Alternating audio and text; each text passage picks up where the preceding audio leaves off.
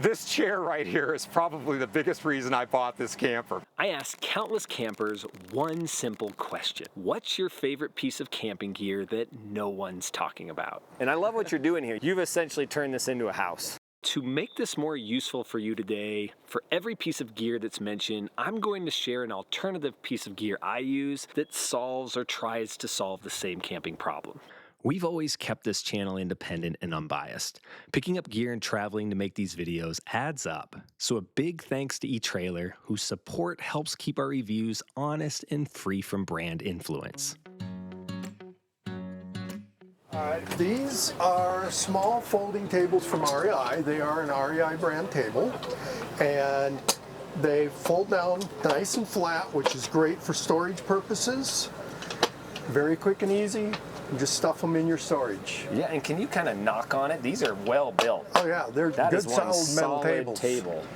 And the beauty of this, obviously, you get to flat pack it, and so it can store under your car seat. It can fit anywhere. Yeah, they sit in the back of the van. They take up very little, if any, space.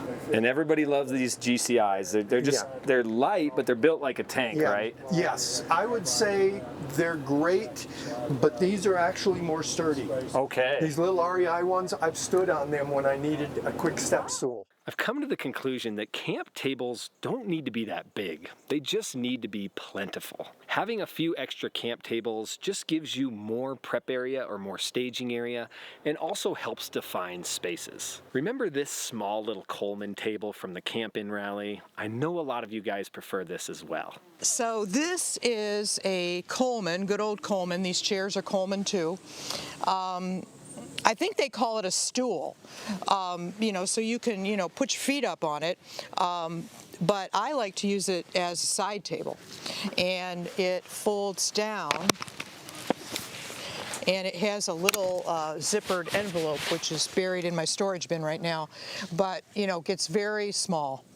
And I love these things. Our galley hatches with their nice curves, they protect us from that sun, from the rain, but occasionally you'll have sun at that angle that just sneaks its way in, or sideways blowing wind pushing that rain. Those circumstances require a bit more coverage. It gets really windy, especially out here on the plains. And so even just the slightest bit of breeze will take out the fire that I need for like my tea kettle. And so these are great for anytime you're cooking. So you just literally just stick them up here, and they're on both sides, but it just goes on there and sticks right on there, Velcro. And how about with rain? I see a lot of people say they use these for rain. Have you ever used it? I have, but then it gets real rainy. You're like, there's not much to cover under.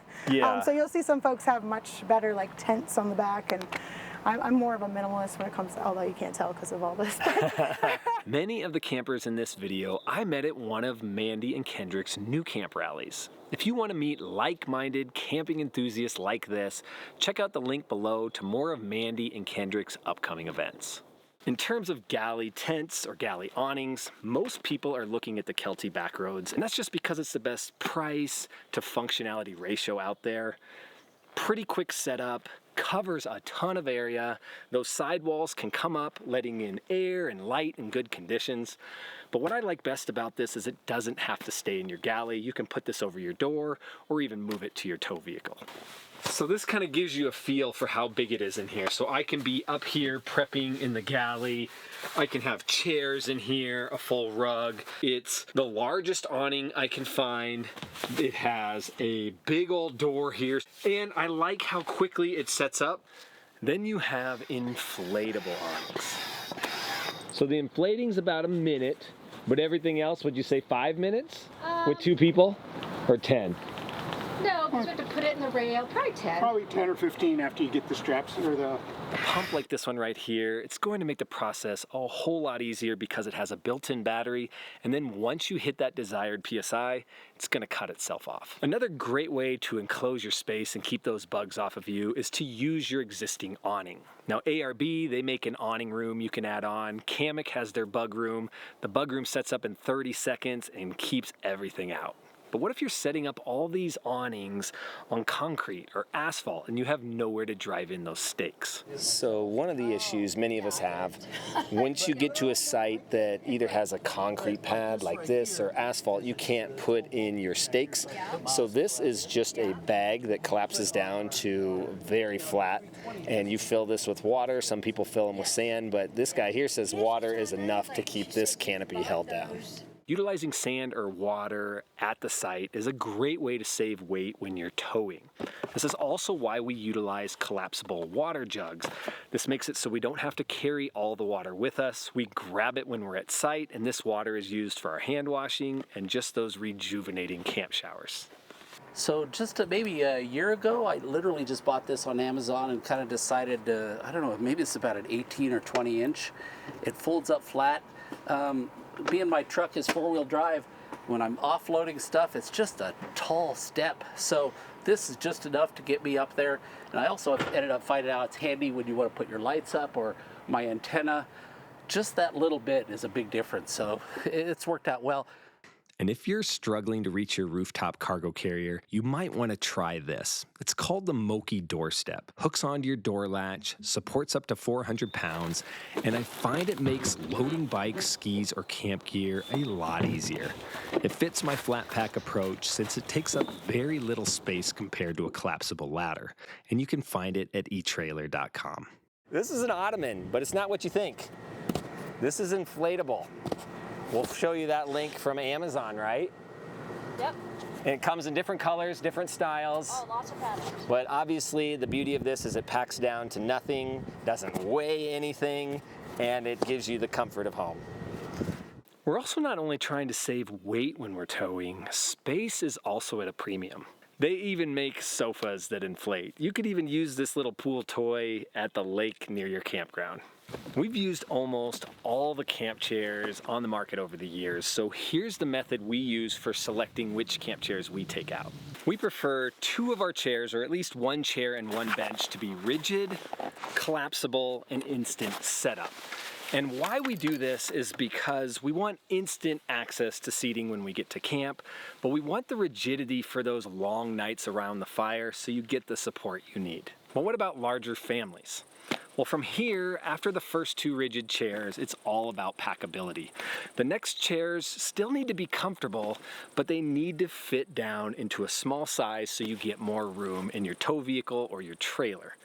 So the next chair I'm going to show here is a chair that many of you say is the most packable, yet most comfortable chair on the market. If you've tried it, let me know. This chair right here is probably the biggest reason I bought this camper, because I had this chair for a few years before I had the camper, and I kept thinking, man, I gotta do some more camping and whatnot. But they're light. It literally folds down into a bag about yay big. Now I've got in my truck, I have a couple of cheap knockoff ones that were, probably a third the price. That's what I was going to ask. What's the difference? They are nowhere near as comfortable as what this thing is. And by the way, this is a rocker too. There's times when it's just nice to have a rocker. So, and then the table I bought later on, which works really well too. So. The only negative is they're so lightweight that if it's windy, they will blow around. So you got to kind of keep that in mind. Do you carry a love seat or a camp bench? Now, they're not just for couples. These work great for people that have a dog, they're great for kids, and they're even better for just sitting around a campfire at night and being able to share that blanket. The Kelty chairs, this one is called the love seat, and this one's called the low chair. Okay. They make a couch and they make a higher chair. We had regular camp chairs we didn't like as well, and for our anniversary this year, we went to REI and special ordered these because that was what we wanted, and they are extremely comfortable. Yeah, we saw somebody just sit down there and was like, oh, maybe we bought the wrong chairs. I think all of us need just that one piece of unique camp gear, a conversation starter.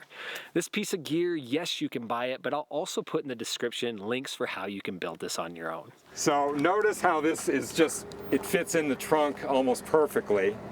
So this is like the world's fastest portable chair. So there's actually a magnet in this thing here. So basically what happens is, let me get over here.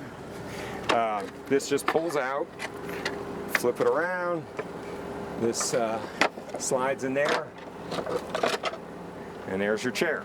So gives you just a real quick and easy, boom, here you go. You know, that is the definition of a high back chair. Can you get back into it and feel comfortable? Oh yeah, yeah. It's. I actually have a cushion that I can put on it too, but sometimes I use it and sometimes I don't. So. Most campsites could benefit from some light, just from a safety standpoint, but I also love just the warmth it brings to the campground. It's 44 feet. The old one, it seemed like it'd lose power eventually. I could run this all night. As you know, there's low, medium, and high. Another nice thing about this one is it unplugs. I could take this now inside and charge it with my USB, or if I'm in the shade, I can take it over there in the sun and let it charge. And you still get to keep your lights hung up. Yep, and the lights are still hung up, so. While these might not be solar lights, these are my favorite string lights at site. I picked up 2 of these because they can be daisy chained, but I find just one set is bright enough for all my camp needs. I also like that it has 2 different brightness settings. Most of us love a good campfire, but we're seeing more and more fire bans, which are making us take out these small propane fire pits. This guy may be pricey, but I love how small it packs down. But this isn't the only small fire pit out there. When it's just me or maybe 2 people, this gives me a nice little campfire with no hassle is the bottom line. So the way this thing works, this all opens up. Now I've added, it does not come with lava rocks, but I've added them to it. It makes the fire a little more realistic. And the hose fits inside of it, so your propane hose. And then I bought a little 5-pound propane, very user-friendly. It just gives you a nice little campfire without having to chop wood or carry wood around with you, or 9 times out of 10. Now, every now and then I'll do a real campfire if I've got a group of people or something, but if it's just me, this is awesome. Yeah, and then you have fire bans too. This would be a great alternative. Same thing. I mean, you get out west here where it's dry. I mean, these things are really worth their weight in gold. I mentioned earlier how we all love sitting around a fire, but not everybody loves that campfire smoke. Well, this can't eliminate smoke, but this next item can control the smoke. And it's also a dual-use item.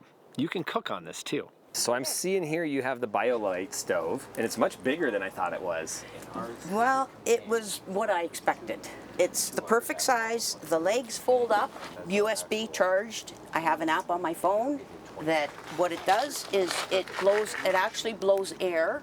So when you put your logs in, your 1 or 2 logs, it will blow air through and it starts it up right away. It's smokeless. You can adjust the amount of smoke, less smoke, no sparks, and you can charge your phone with it and you can cook on it, and we love it.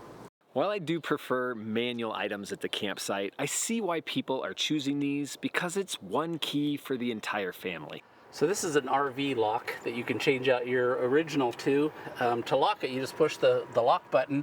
I think since day one, I've never used the key, and as soon as you push a button, it lights up, so it's great. The only thing that bothers me about these is the sound. Is there any way to turn that off? Yeah, you could totally turn it off if you'd like to, and I think I've had it on 4 years now. I replaced the battery once. Oh, that's nice. And I use it all the time, so the battery lasts a long time, so it's good.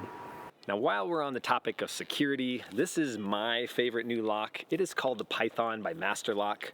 I use this to lock down things on my tongue box, the tongue platform, or back here on the rear receiver.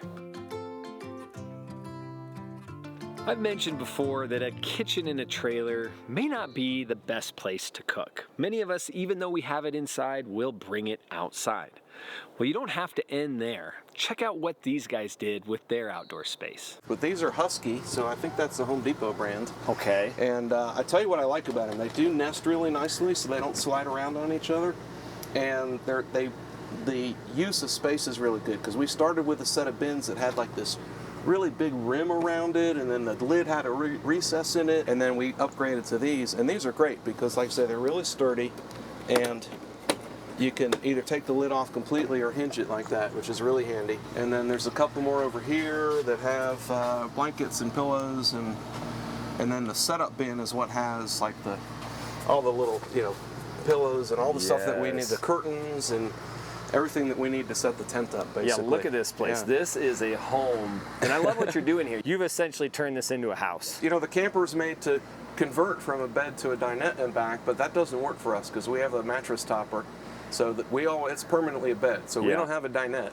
I'm a big fan of bins too, but you also know I love drawers.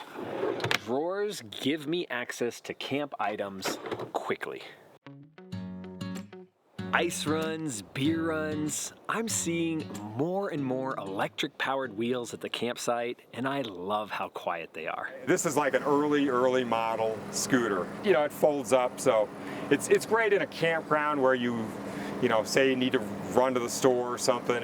You know, for anything under, you know, a mile or so, they're really handy to have, you know. If you want to see more gear like this, we have an entire playlist right here and down in the description.